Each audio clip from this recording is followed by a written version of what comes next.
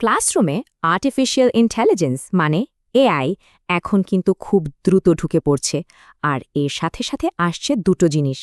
একদিকে অসম্ভব সম্ভাবনা, আর অন্যদিকে গভীর কিছু উদ্বেগ। আজকের এই বিশ্লেষণে আমরা গিয়ে নাও দেখব এই প্রযুক্তিটা শিক্ষার ভবিষ্যৎকে আসলে কোন দিকে নিয়ে যাচ্ছে। তাহলে মূল প্রশ্নটা কি দাঁড়াচ্ছে?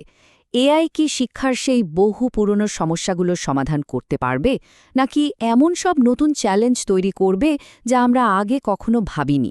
চলুন এই বিতর্কের দুটো দিকই, এর অসাধারণ সম্ভাবনা আর গুরুতর ঝুঁকি একটু তলিয়ে দেখা যাক।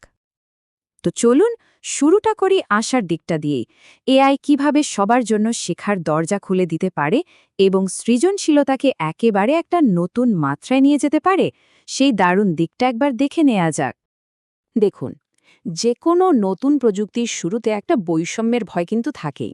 যাদের সামর্থ্য বেশি তারাই তো প্রথমে সুবিধাটা পায়। কিন্তু শান্তনু সিনহার মতে দীর্ঘমেয়াদে ছবিটা কিন্তু একদম বদলে যেতে পারে। এআই এর খরচ যেভাবে কমছে আর ওপেন সোর্স মডেল যেভাবে সহজলভ্য হচ্ছে, তাতে শিক্ষার সুযোগটা সবার জন্য সমান হওয়ার একটা বিরাট সম্ভাবনা তৈরি হচ্ছে। ব্যাপারটা অনেকটা ইউটিউবের মতো, যা একসময় জ্ঞানকে সারা বিশ্বের কাছে পৌঁছে দিয়েছিল। ভাবা যায়, এআই ডেলিভারির খরচ নাটকীয়ভাবে 10 গুণ কমে গেছে। আর ঠিক এই কারণে প্রযুক্তিটা এখন আর শুধু হাতে গোনা কিছু মানুষের মধ্যে সীমাবদ্ধ থাকছে না, বরং সবার কাছে পৌঁছানোর পথে এগিয়ে যাচ্ছে। আর সৃজনশীলতার সম্ভাবনা, সে তো এক কথায় অবিশ্বাস্য। স্ট্যানফোর্ডের ক্রিস পিচের কথাটা শুনুন। উনি বলছেন প্রোগ্রামিং করার জন্য এর চেয়ে দারুণ সময় নাকি আর আসেনি। আমরা হয়তো ভাবি লার্জ ল্যাঙ্গুয়েজ মডেলগুলো শুধু ইংরেজিতেই ভালো, কিন্তু না, এগুলো পাইথনের মতো প্রোগ্রামিং ল্যাঙ্গুয়েজও অসাধারণ। এর মানে হলো সাধারণ মানুষও তাদের আইডিয়াগুলোকে বাস্তবে রূপ দেওয়ার একটা অমছম ক্ষমতা পেয়ে যাচ্ছে। এর ফলে হচ্ছেটা কি? কাজের ধরনে একটা মৌলিক পরিবর্তন আসছে। ড্রু বেন্টের মতে এখন আর ঘণ্টার পর ঘণ্টা ধরে নিজে কিছু তৈরি করার মধ্যে মূল ফোকাসটা থাকছে না, বরং এআই এ তৈরি করা একটা প্রাথমিক খসড়াকে রিভিউ করা, এডিট করা এবং বিচার বিশ্লেষণ করার মতো যে উচ্চস্তরের দক্ষতাগুলো আছে, সেগুলোই বেশি গুরুত্বপূর্ণ হয়ে উঠছে। কিন্তু সবকিছুরই তো একটা উল্টোপিঠ থাকে, তাই না? এত সব সম্ভাবনার পাশাপাশি কিছু অপ্রত্যাশিত ঝুঁকিও কিন্তু লুকিয়ে আছে, যা নিয়ে আমাদের সতর্ক হওয়া দরকার। চলুন এবার সেই চ্যালেঞ্জগুলোর দিকে একটু নজর দেওয়া যাক। ব্রেইন রট, এই শব্দটা কিন্তু বেশ মজার, কারণ এটা কোনো বিশেষজ্ঞের দেওয়া নয়, এটা শিক্ষার্থীদের নিজেদেরই তৈরি করা। তাদের ভয়টা হলো, যদি সব ধরনের চিন্তার ভার এআইয়ের উপর ছেড়ে দেওয়া হয়, তাহলে দীর্ঘমেয়াদে তাদের নিজেদের সমালোচনামূলক চিন্তার ক্ষমতাটাই হয়তো বোতা হয়ে যাবে। মানে প্রশ্নটা হলো, এই স্বল্পমেয়াদী সুবিধার জন্য কি দীর্ঘমেয়াদী ক্ষতি হয়ে যাচ্ছে? শান্তনু সিনহার একটা উপমা আছে যেটা দিয়ে বিষয়টা দারুণভাবে বোঝা যায়। তিনি বলছেন, সাইকেল চালানোর আসল দক্ষতা কিন্তু প্যাডেল করা নয়, আসল স্কিল হলো ভারসাম্য রাখা। এখন ট্রেনিং হুইল লাগিয়ে দিলে ভারসাম্য রক্ষার যে মূল স্কিলটা, সেটাই তো আর শেখা হয় না। এআইও অনেক সময় সেই ট্রেনিং হুইলের মতোই কাজ করতে পারে। শিক্ষার্থীদের উত্তর পেতে সাহায্য করে, কিন্তু যে গভীর অনুশীলনটা দরকার, সেই সুযোগটা কেড়ে নিয়ে একটা মিথ্যা পারদর্শিতার অনুভূতি দেয়। এখানেই একটা চমকে যাওয়ার মতো তথ্য আছে।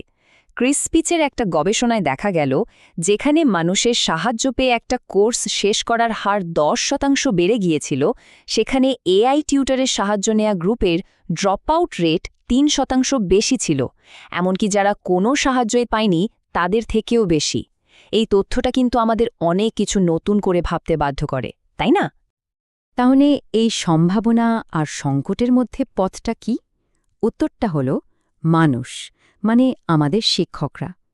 প্রযুক্তির এই যুগে শিক্ষকের ভূমিকা কিন্তু শেষ হয়ে যাচ্ছে না, বরং আরও অনেক বেশি গুরুত্বপূর্ণ হয়ে উঠছে, শুধু ধরনটা একটু বদলে যাচ্ছে। এআই এর সবচেয়ে বড় আর উদান্ত সুবিধাগুলোর একটা হলো, এটা শিক্ষকদের দৈনন্দিন যে পুনরাবৃত্তিমূলক কাজগুলো থাকে, যেমন গ্রেডিং বা অন্যান্য প্রশাসনিক কাজ, সেগুলো স্বয়ংক্রিয়ভাবে করে দিতে পারে। এতে শিক্ষকদের অমূল্য সময় বেঁচে যায়। আর এই যে সময়টা বাঁচল, সেটা কোথায় কাজে লাগছে? এটা সরাসরি ছাত্রছাত্রীদের জন্য ব্যক্তিগত মনোযোগ হয়ে উঠছে। এআই আসলে শিক্ষকদের আরও বেশি করে শিক্ষার্থীদের সাথে আলাদাভাবে কাজ করার সুযোগ করে দিচ্ছে, যা শিক্ষার গুণগত মানকে বহুগুণ বাড়িয়ে তুলতে পারে। তার মানে এআই চালিত এই বিশ্বে শিক্ষকের নতুন ভূমিকাটা কি? তাদের কাজ হল সঠিক দক্ষতার দিকে শিক্ষার্থীদের পথ দেখানো, সামাজিক বন্ধন আর একটা কমিউনিটি তৈরি করা এবং শুধুমাত্র চাকরির প্রশিক্ষণের চেয়ে মূল চিন্তাভাবনার ওপর জোর দেওয়া। আর সবচেয়ে জরুরি, মানুষের সাথে মানুষের যে সংযোগ সেটা তৈরি করা। তারা এখন শুধুই শিক্ষক নন, তারা হয়ে উঠছেন একজন গাইড এবং মেন্টর। সবশেষে একটা আরও গভীর প্রশ্ন নিয়ে একটু ভাবা যাক। এই যে এত প্রযুক্তিগত অগ্রগতি, এর চূড়ান্ত লক্ষ্যটা আসলে কি হওয়া উচিত? ক্রিস পিচের মতে সবচেয়ে বড় ঝুঁকিটা হয়তো কোনো প্রযুক্তিগত ত্রুটি বা দক্ষতার অভাব নয়। তিনি মাত্র একটা শব্দের উত্তর দেন: একাকিত্ব। আমাদের প্রযুক্তির ভবিষ্যৎ এমন হওয়া উচিত যা আমাদের আরও দক্ষ তো বানাবেই, কিন্তু একে অপরের থেকে দূরে সরিয়ে না দিয়ে বরং আরও বেশি সংযুক্ত করবে। কারণ মানুষের সাথে মানুষের সংযোগের প্রয়োজনটা একদম মৌলিক। যখন প্রযুক্তি আমাদের শেখার কি অংশটা সামলে নেবে, তখন আমাদের শেখার কেন অংশটা শেখানোর দায়িত্বটা কে নেবে? শিক্ষা ব্যবস্থার গভীর উদ্দেশ্য নিয়ে ভাবার জন্য এই প্রশ্নটা হয়তো আমাদের সবার জন্যই রেখে যাওয়া হলো।